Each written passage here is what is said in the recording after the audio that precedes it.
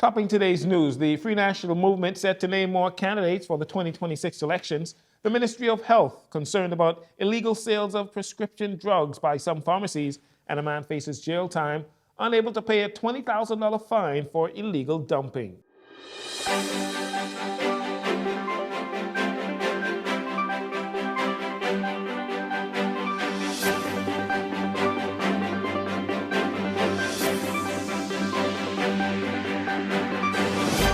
Good evening, Bahamas. This is your JCN Evening News. I'm Jarino Saunders. It's a pleasure to have you join us.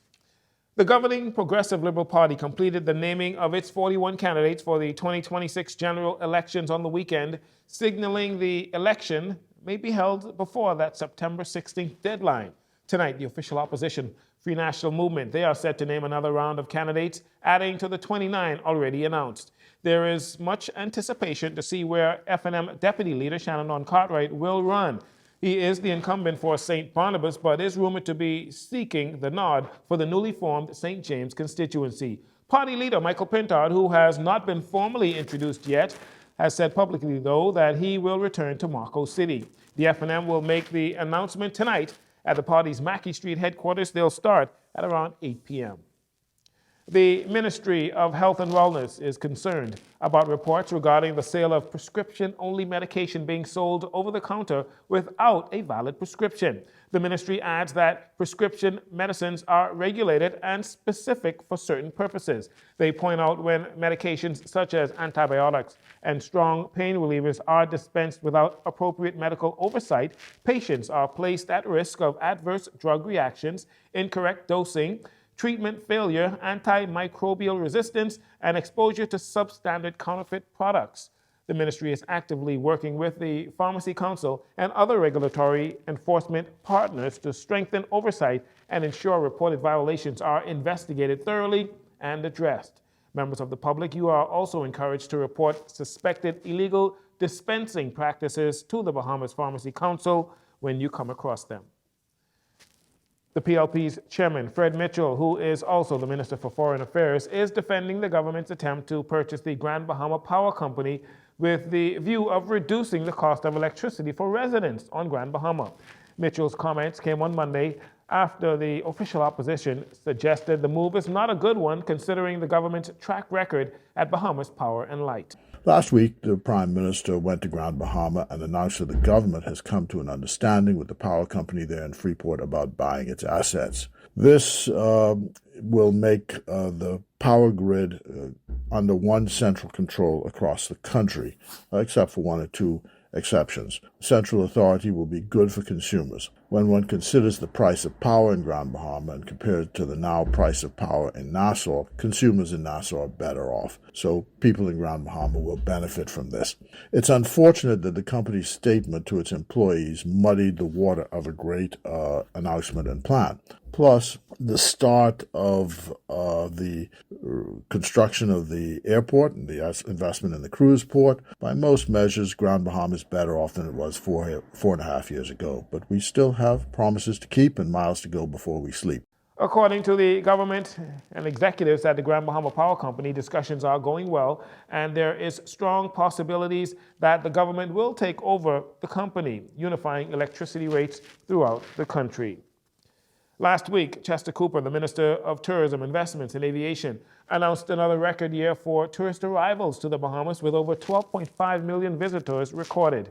He said following concerted efforts, the Canadian market is showing great promise as well. He explains the ministry's specific attention to the Canadian market in 2025. Canada is a bright spot, and I want the House to understand why that matters. Our ministry statistics note plainly that by December, year-end 2025, stopover arrivals from Canada outperformed 2024 and surpassed 2019 with the launch of our flights by Porter Airlines and increased airlift by WestJet and Air Canada. That is what marketing return on investment looks like. It's airlift. It's route development, it is sustained engagement, and it's a serious marketing machinery delivering real business and real results. Canada now accounts for 7% of stopover business in 2025, and we anticipate that this momentum will continue in line with our strategy. Industry professionals believe the increase in arrivals from Canada to the Bahamas is partly the result of many Canadians boycotting vacation and travel to the United States in 2025 because of actions taken against Canada by the Trump administration, including increased tariffs. Meanwhile, Cooper admits more can be accomplished in the way of stopover visitors here in the Bahamas. Our stopover growth continues to be constrained by limited room inventory. And this is why the Tourism Development Corporation has been focused on supporting grants for short-term vacation rentals with its Home Sweet Home grants, even as more than $10 billion of new touristic investments come out of the pipeline in the mid to long term.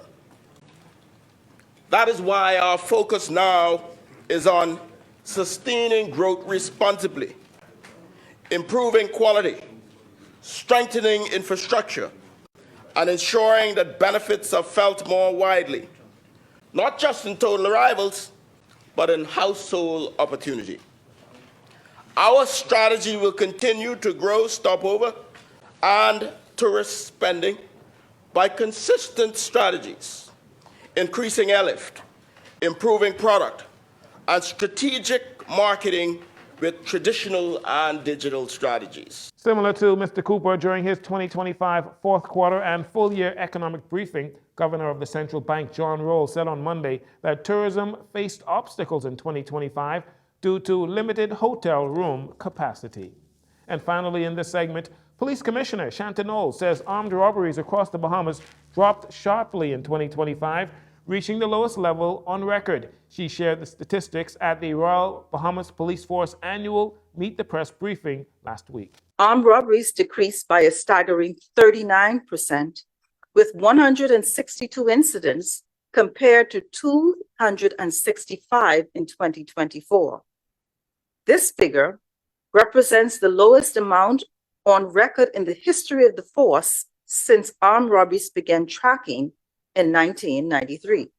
Despite the overall decline, police say a troubling portion of those armed robberies involved vehicles being taken by force, some 60 carjackings recorded in 2025. Firearms continue to be the weapon of choice for the commission of armed robberies.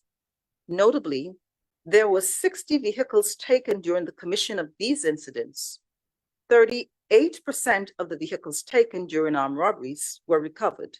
Commissioner Knowles says firearms continue to be the weapon of choice in armed robberies, with most incidents occurring at the street level, businesses, and in private residences. She maintains the police will take steps to reduce these incidents in 2026. You're watching JCN TV News. We'll take a break here. We'll be right back following these commercials where a man faces jail time for illegal dumping.